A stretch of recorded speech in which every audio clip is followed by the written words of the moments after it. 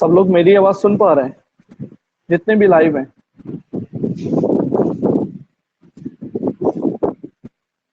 जितने भी लाइव हैं मेरी आवाज सुन पा रहे हैं? कोई भी उधर से अपनी आवाज बोल दे, जितने भी लाइव आ गए। देखो हम लोग शुरू करेंगे फर्स्ट शिफ्ट का पेपर, और ए सीरीज देखो आप लोगों के सामने है। ए सीरीज, तो ए सीरीज का ही मैं आप लोगों को सॉल्यूशन करूंगा। ठीक है, आप लोग क्वेश्चंस लिख लेंगे थोड़ा सा, उसके बाद आंसर लिख लेंगे और अपनी बुकलेट से अपने आंसर मैच कर लेंगे। ये करना है। तो चलो स्टार्ट करते हैं जल्दी से। ए सीरीज देखो, पहला क्वेश्चन था भारत में शासन करने वाले शासकों का काल क्रम अनुसार सही क्रम क्या है। ठीक है, तो अगर शासकों के सही क्रम की बात करेंगे तो इसका जो आंसर था वो था 3-4-1-2। ठीक है, शेरशाह सूरी, अकबर, अलाउद्दीन खिलजी और इल्तुतमिश। इसमें सबसे पहले अलाउद्दीन खिलजी आएगा, उसके बाद इल्तुतमिश आएगा, उसके बाद शेरशाह सूरी आएगा और सबसे लास्ट में आएगा अकबर। मतलब इसका आंसर हो जाएगा डी, 3-4-1-2। काल क्रम अनुसार व्यवस्थित करने के लिए बात करें तो नेक्स्ट चल रहे हैं।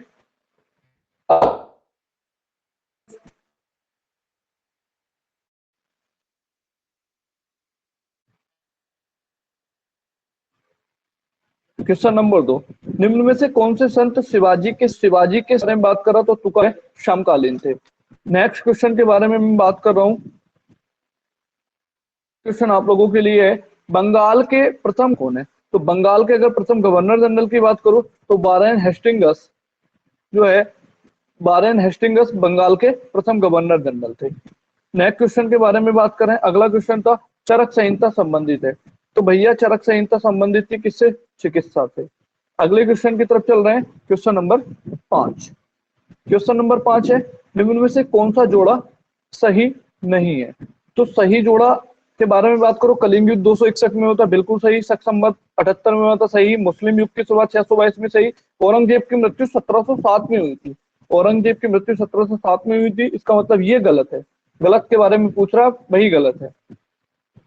ठीक है, चलिए नेक्स्ट क्वेश्चन की तरफ चल रहे हैं। अगला क्वेश्चन नंबर 6, इनमें से भारत के grand old man of India किसे कहा जाता है। तो सबको पता होगा, grand old man of India दादा भाई नौरोजी को कहा जाता है। ठीक है, नेक्स्ट क्वेश्चन की तरफ हम लोग चल रहे हैं।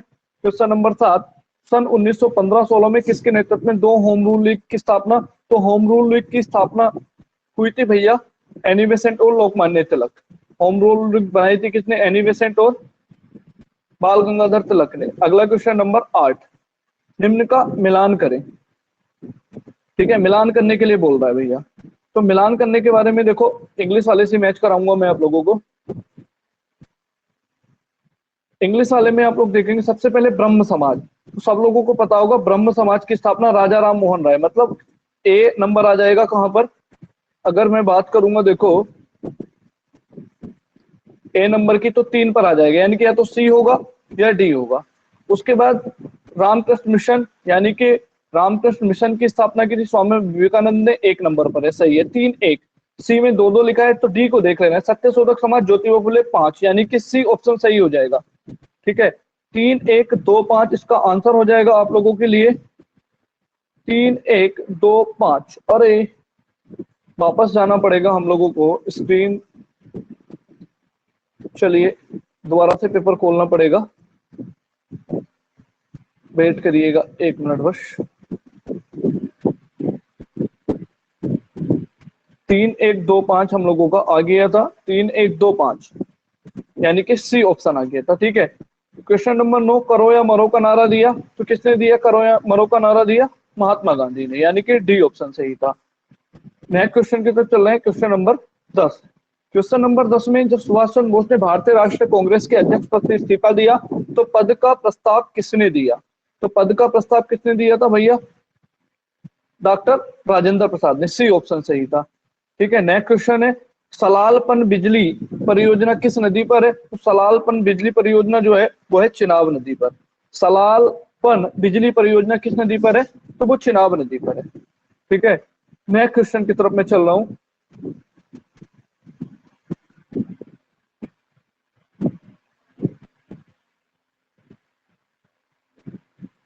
Question number 12। क्वेश्चन नंबर 12 कह रहा है बसंत विषुव कब होता है? तो देखो बसंत विषुव होता है भैया, बसंत विषुव होता है 21 मार्च को, यानी कि ए सही था। नेक्स्ट है राजस्थान में खेतली परियोजना किसके उत्पादन के लिए प्रसिद्ध है? तो खेतली परियोजना जो प्रसिद्ध है वो तांबे के लिए प्रसिद्ध है। खेतड़ी परियोजना तांबे के लिए प्रसिद्ध है। नेक्स्ट क्वेश्चन की तरफ हम लोग चल रहे हैं। काजीरंगा राष्ट्रीय उद्यान स्थित है? तो काजीरंगा राष्ट्रीय उद्यान स्थित है असम में। काजीरंगा राष्ट्रीय उद्यान कहां पर है? असम में, यानी कि बी ऑप्शन सही है।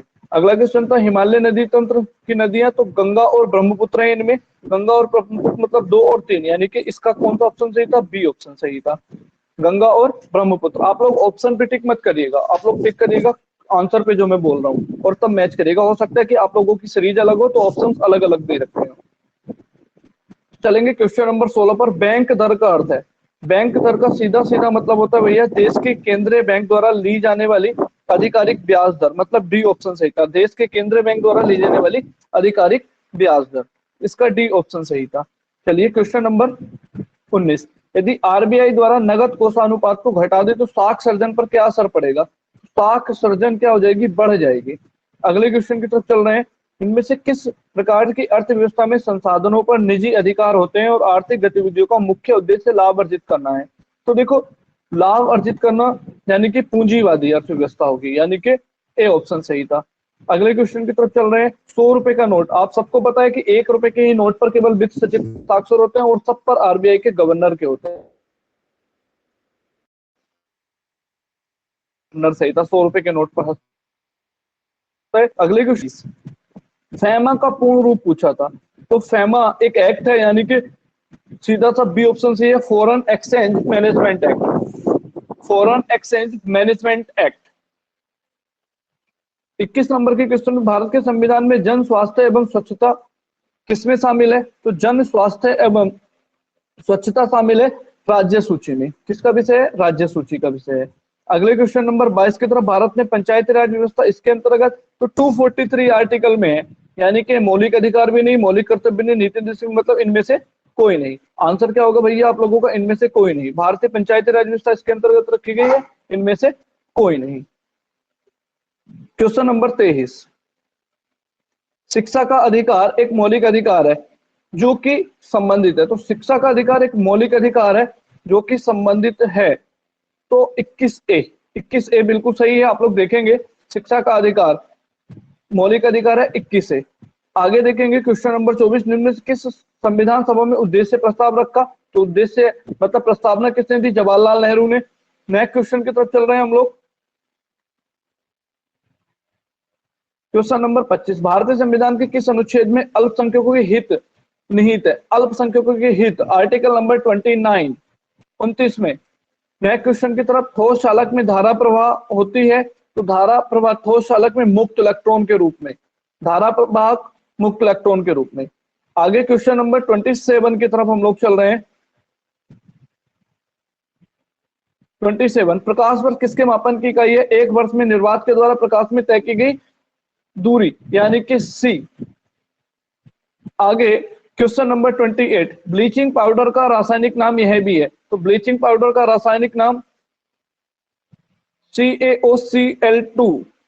ब्लीचिंग पाउडर का रासायनिक नाम यह भी है CaOCl2, यानी कि बी ऑप्शन सही था।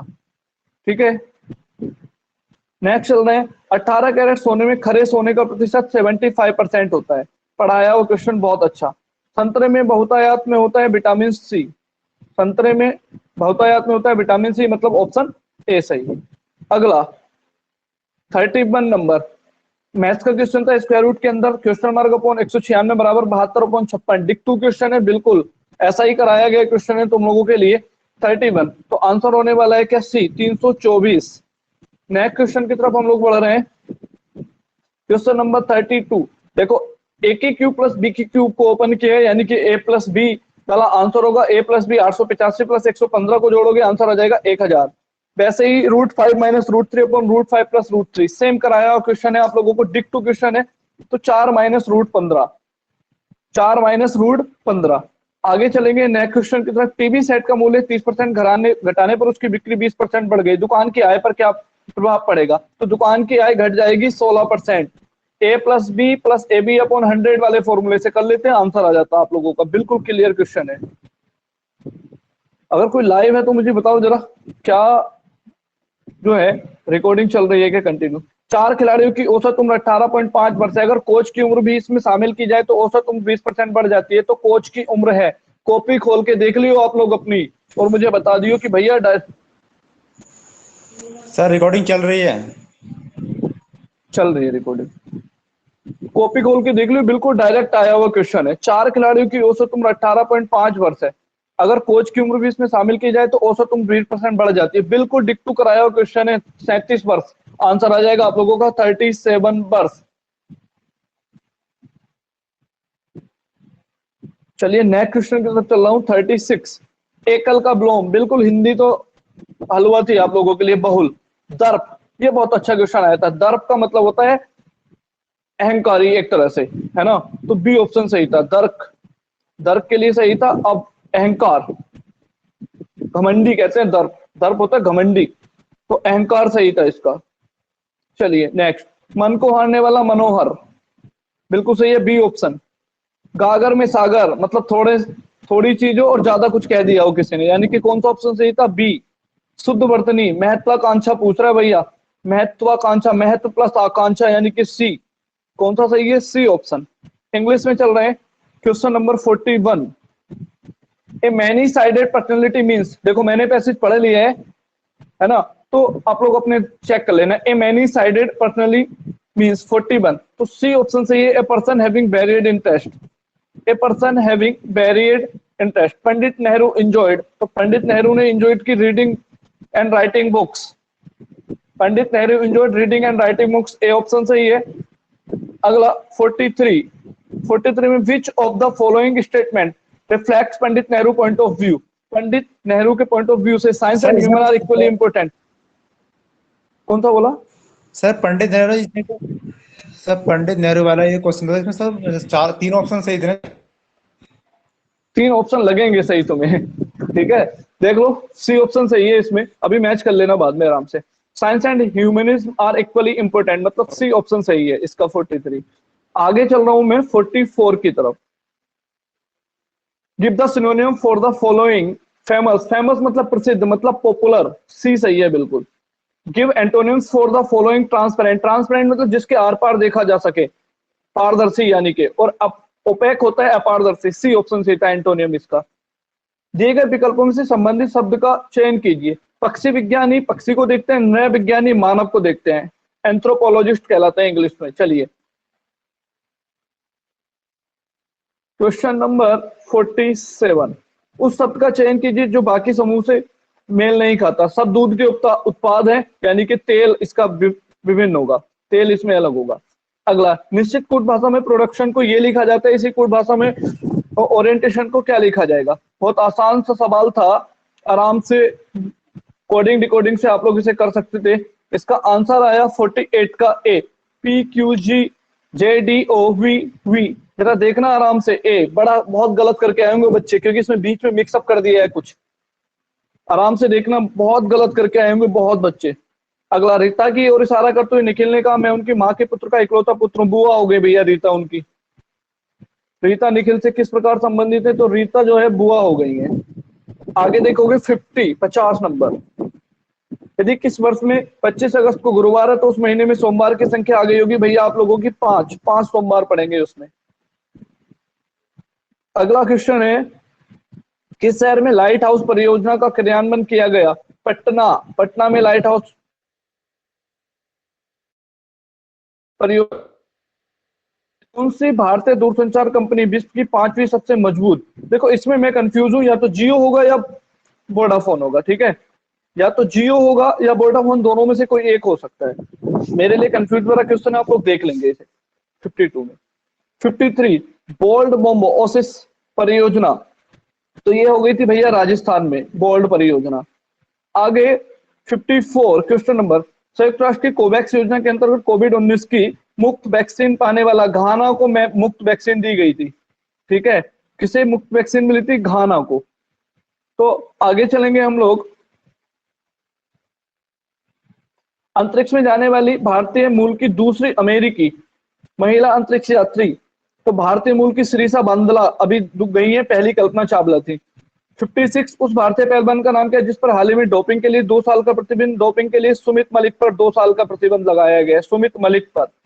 नेक्स्ट क्वेश्चन, भारत का वह कौन सा प्रथम राज्य है जहां end to end e cabinet प्रणाली, हिमाचल प्रदेश में end to end e cabinet प्रणाली लागू की गई है, हिमाचल प्रदेश। अगला क्वेश्चन, किस भारतीय मंत्रालय द्वारा हाल ही में 2019-2020 के लिए यूडीआईएस शुरू किया गया? तो शिक्षा मंत्रालय द्वारा यूडीएसआई जो है यूडाइस नाम की परियोजना शुरू की गई है, यूडाइस, ये मैंने तुम लोगों को पढ़ाया है, बिल्कुल डिक्टू क्वेश्चन है। अगले क्वेश्चन की तरफ चल रहे हैं हम लोग, स्मार्टफोन वीवो, बिल्कुल करंट अफेयर से पढ़ाया क्वेश्चन, विराट कोहली। अगला, आर्टिफिशियल इंटेलिजेंस आधारित पोर्टल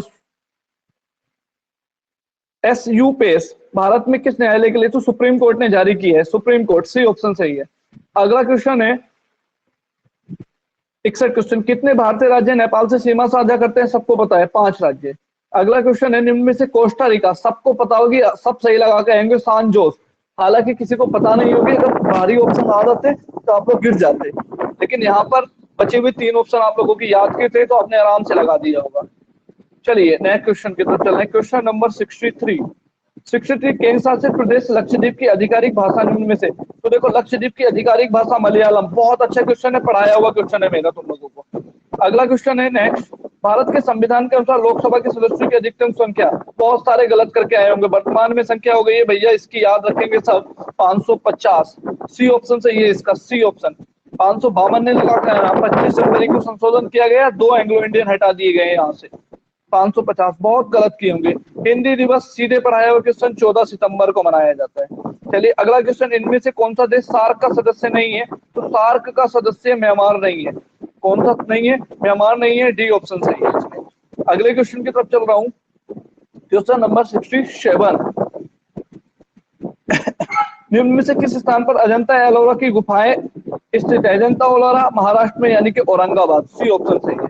अगला, ओणम किस राज्य में? तो ओणम सबको पता है केरल में मनाया जाता है, ओणम कहाँ मनाया जाता है? केरल में मनाया जाता है, क्लियर होगा। आगे चले 69, निम्न में से कौन सा ग्रह सूर्य के सबसे नजदीक, फ्री का नंबर, सूर्य के सबसे, बुध, शुक्र, पृथ्वी, मंगल यानी कि बुध। उसके बाद क्वेश्चन नंबर 70, नोबेल पुरस्कार जीतने वाले प्रथम भारतीय? रविन्द्रनाथ टैगोर, 1913 में गीतांजलि के लिए नोबेल पुरस्कार मिला। अगले क्वेश्चन की तरफ हम लोग चल रहे हैं 71।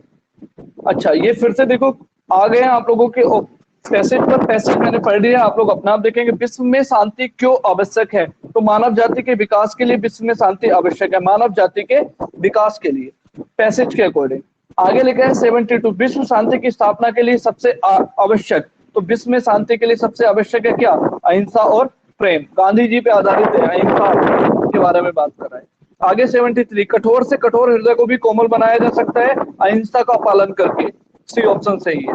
आगे देखेंगे क्वेश्चन नंबर 74 की तरफ हम लोग जा रहे हैं, किसी भी राष्ट्र के स्वर्णिम युग के प्रमुख तत्व, स्वर्णिम युग के प्रमुख तत्व पैसेज में दिए है सबसे नीचे, क्या? शांति, सुख और रचनात्मक कार्य, शांति, सुख और रचनात्मक कार्य किसी भी राष्ट्र के स्वर्णिम युग के प्रमुख तत्व है। आगे चल रहे हैं 75 की तरफ हम लोग, क्वेश्चन नंबर 75 की तरफ, नितांत शब्द का उपयुक्त पर्याय? तो मेरे अकॉर्डिंग बिल्कुल है, कुछ लोग भली बातें भी लगा के आए होंगे, लेकिन मेरे अकॉर्डिंग बिल्कुल है, यानी कि 75 का बी।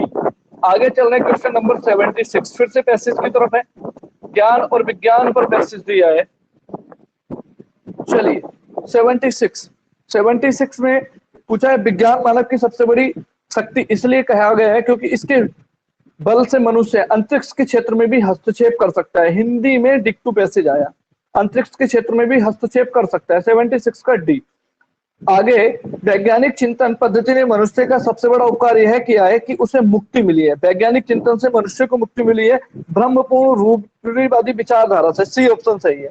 आगे देखोगे क्वेश्चन नंबर 78, विश्व के परिवारवत लगने का प्रमुख कारण, विश्व के परिवारवत लगने का प्रमुख कारण यातायात एवं संचार साधनों का विकास होने लगा है, मतलब एकदम से इधर उधर जाने लगे लोग बाग। 79 क्वेश्चन में लिख रहा है, हस्तमालक शब्द से प्राय?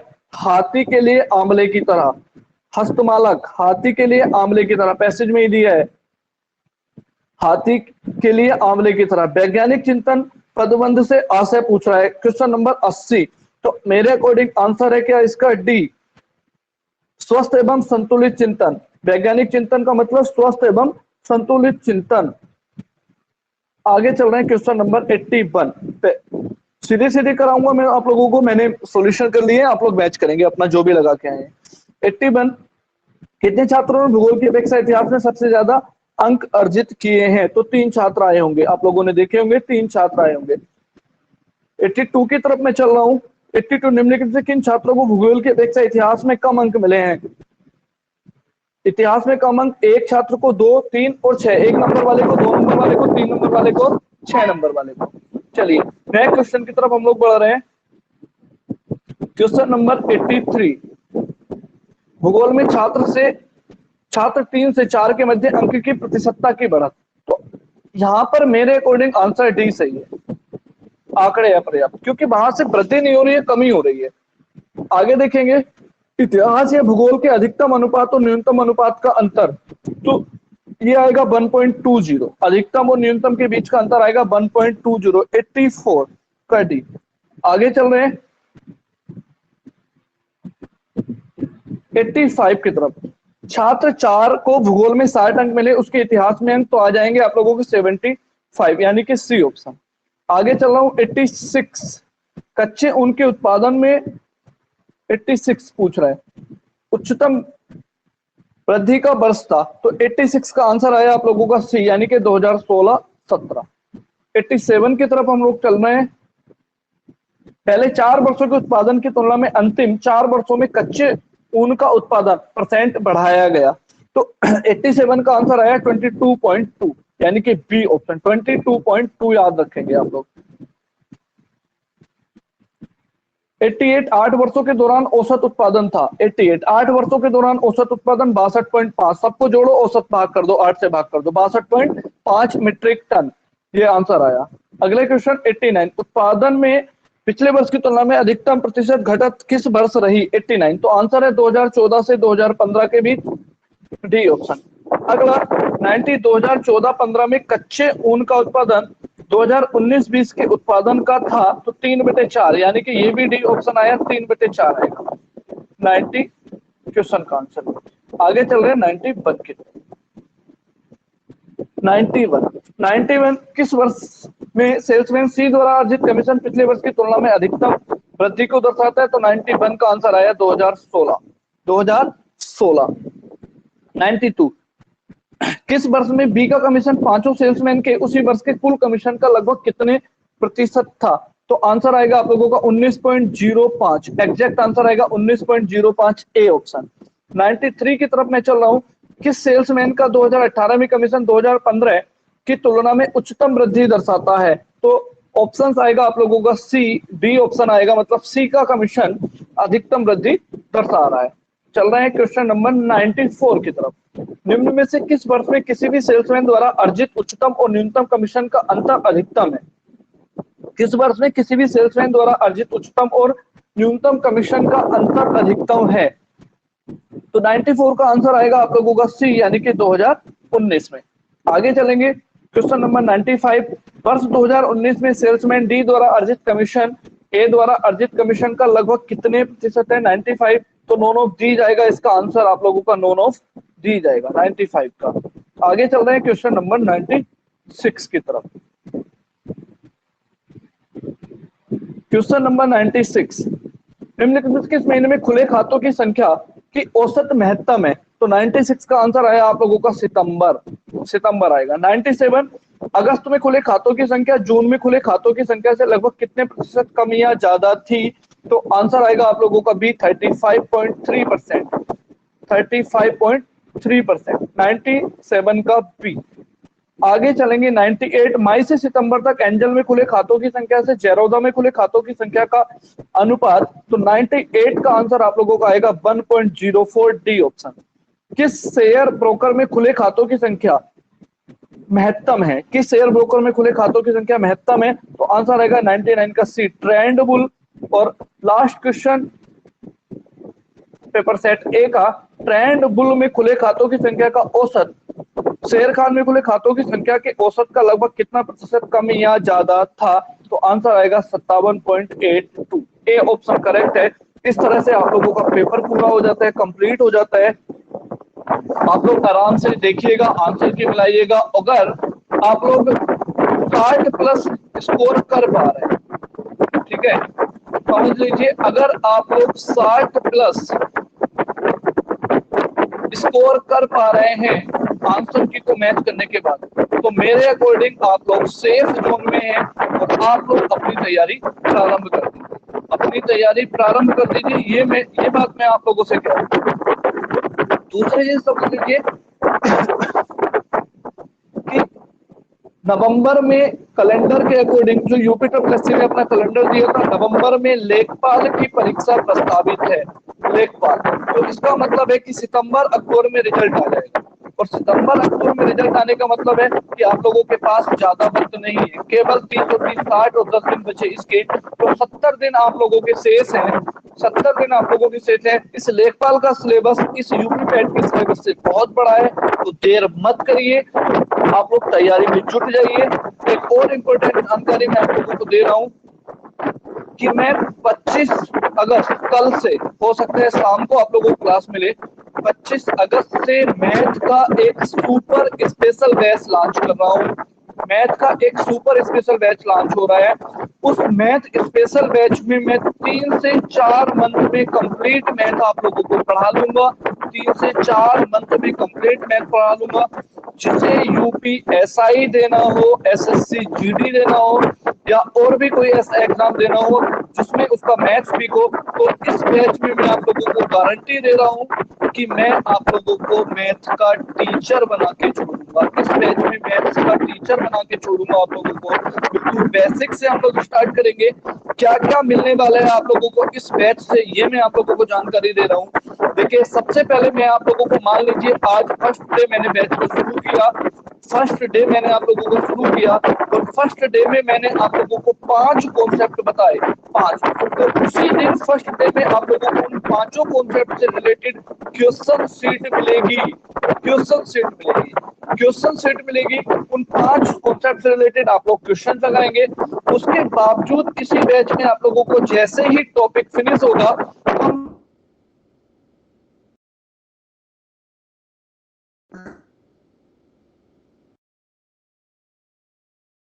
तो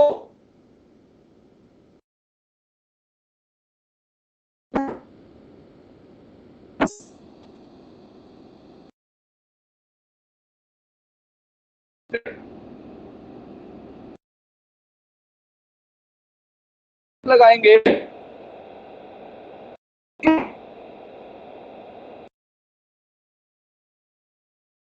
आंसर मिलाइए, मिलते हैं।